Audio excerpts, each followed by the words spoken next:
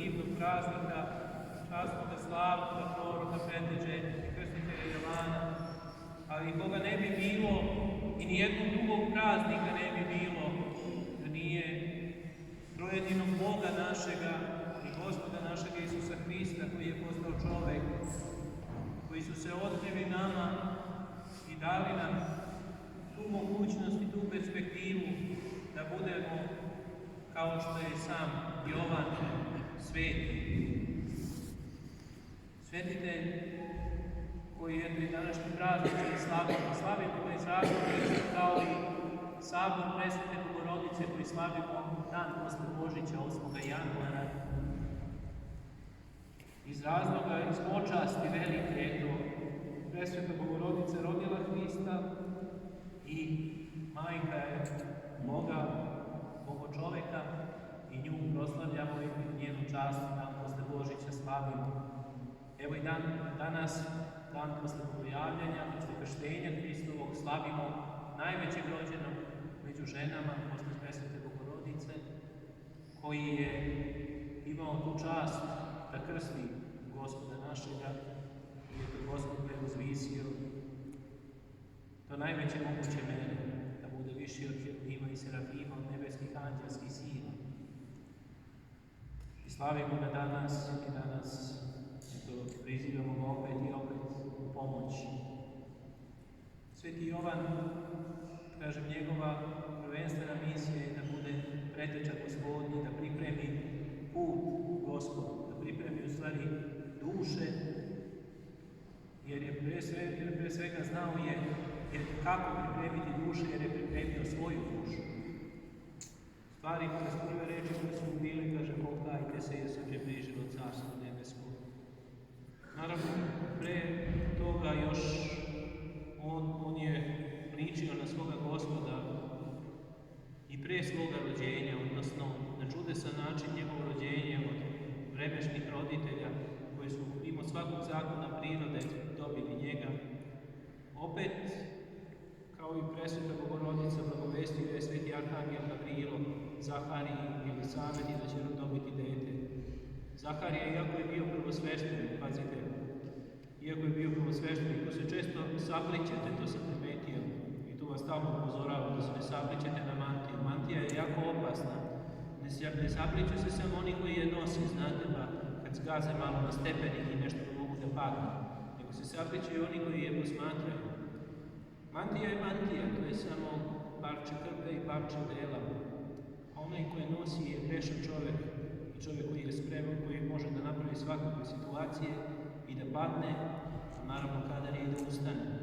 Šta hoću da kažem, nemojte nas glorifikovati, nemojte nas hvaliti previše, nemojte misliti o nama previše visoko, jer ćete se razočarati, a i to što mislite, to baš nije tako. Svi se mi trudimo, što bi rekao naš narod, svi smo mi u istom sosu i svi se mi zajedno trudimo da očistimo sebe, da dođemo do spasenja. Tako da smo svi zajedno u istome i nemojte uopšte ni sveštenstvo, ni monaštvo mnogo hvaliti, jer može da bude više na veliku štetu ljudima. Mnogi ljudi se ponesu time, pošto narod im laska i onda u raznorazne probleme upadamo i mnogi raskori nastaju zbog toga, zbog tog hvaljenja naroda i visokog mišljenja o samima sebi, koji je u stvari lažno i tapšanja ljudi koji tapšu po ramenima, sveštenike i monahinje.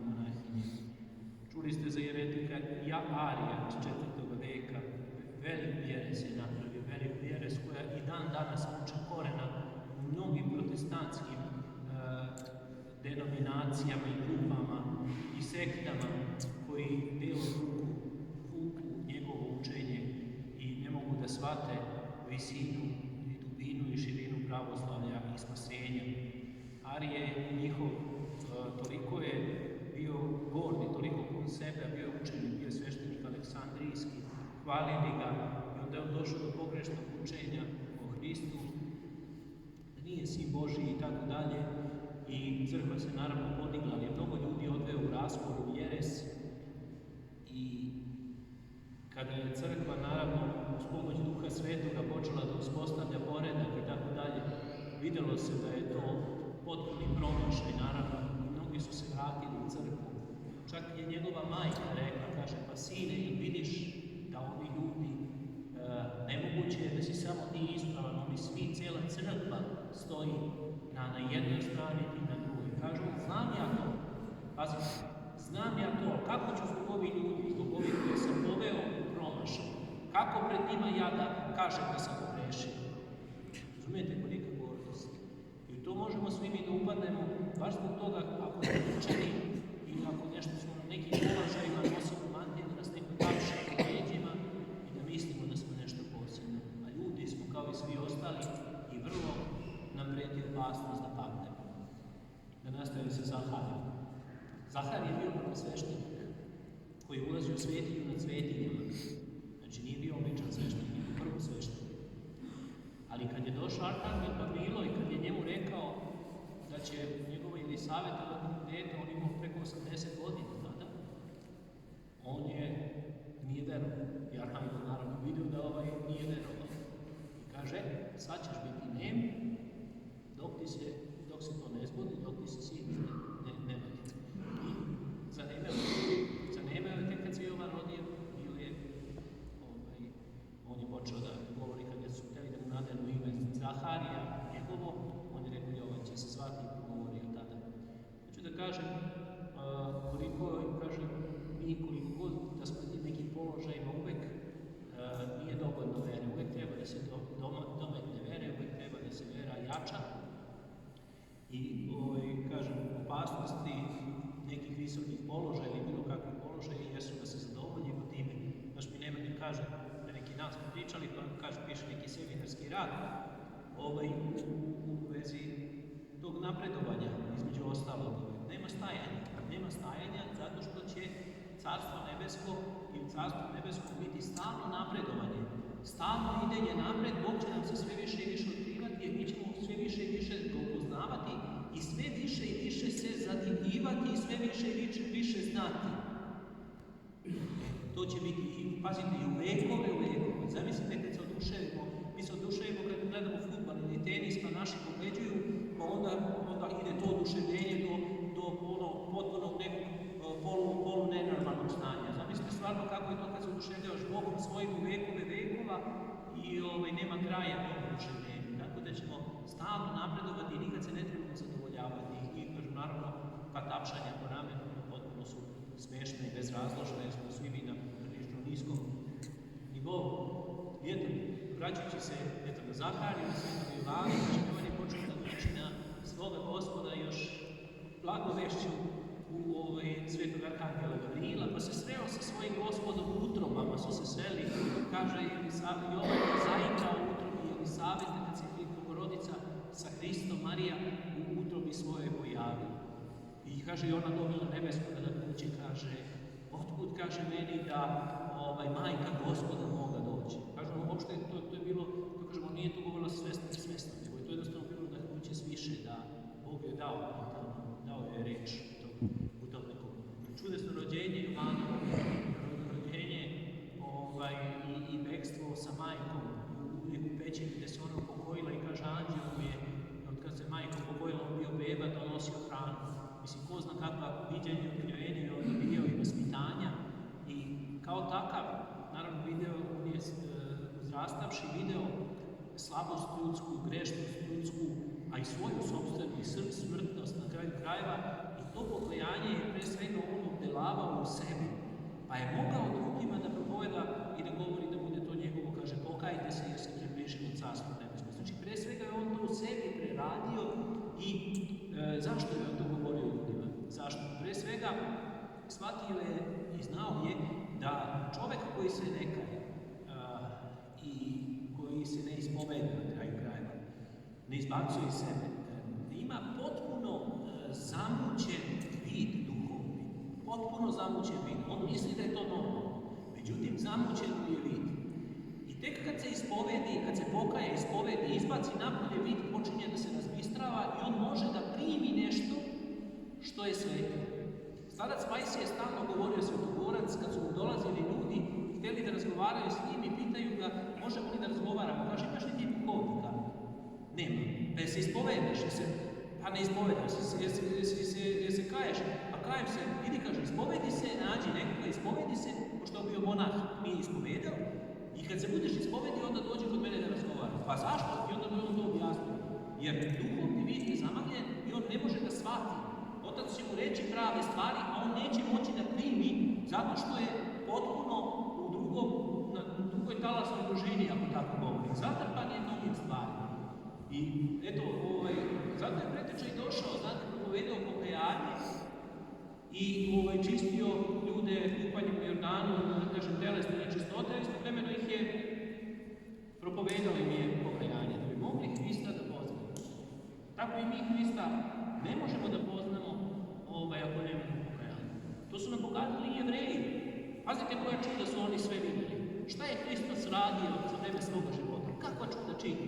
Ali onaj koji se ne kaje, on će ili naći razlog kako je to tako, kao kad je sišao blagodat Svetoga Duha na Pedesetnice, na duhove, na apostole, podsmevači šta su rekli?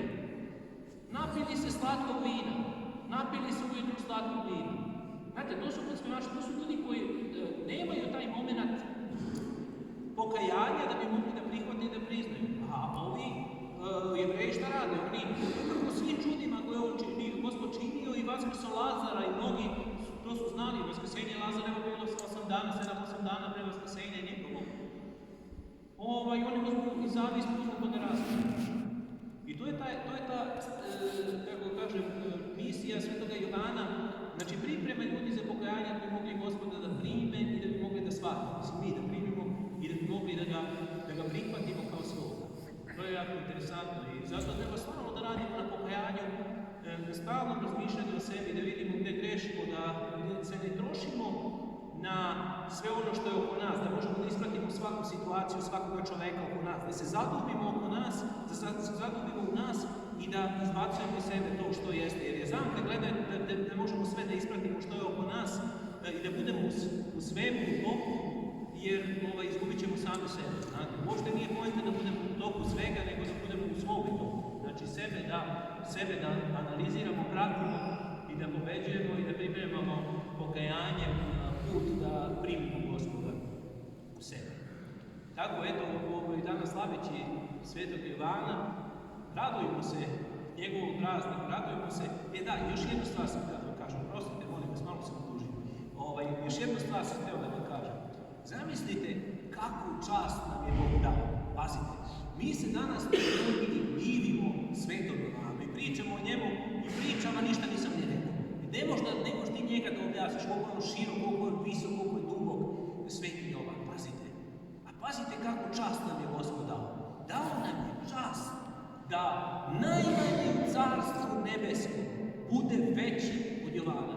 Zamisli, prizvani smo da budemo veći od Jovana. Zamisli kako nam je car, mislim, od zemaljskog Jovana govorim. Ne govorim o nebeskom Jovanu, daleko je on će biti, teško ćemo mi, nadam se da ćemo jednoga dana svesti upoznati oči u oči, ali hoću da kažem koliku čast nam je Gospod dao. Zato nemojte se, molim vas, deprimirati kad padate, kad grešite, kad brljate. Nemojte, kajte se, šta god da ste napravili, pokajte se, dođite, recite, neće sveštenik ni da misli drugačije ovako. Neće sveštenik da drugačije, kad posle ispovesti da vas gleda i da vas tretira. Jer je i sveštenik taj isti grešnik i pokajnik kao i vi. I to đavo stalno smicalice pravi, da kad napravite neku glupost, da vam je bez veze da ispovedite, što vas je sramota zbog vaše lične sramote, a druga stvar, mi koji se vrlo dobro poznajemo, glavno u našoj crkvi i u drugim crkvama, uopšte to nije bitno, đavo muti da će ja ili da Živko misli ćemo drugačije od vama. Ma ne. Mi isto grešimo i mi se radujemo svaki put kad dođete, kada se preobražavate pokajanjem i ispovešćem. I to je ta radost. Vi znate kako je sin koji Gospod spremio. Radujemo se, veselimo se koji sin koji nam je dao Bog. Spovedamo se, pričešćujemo se njegovim tajnama, krvlju i telu, stalno uvek. Jer će nam to biti večnost, stalno pričešćivanje energijama njegovim. Tako, nek je blagodat Božja sa svima vama. Molim vam presvete vladičice naše Bogorodice, časnoga slavnoga poroka preteče Krste Jovana i svih svetih. Amin. Recimo svi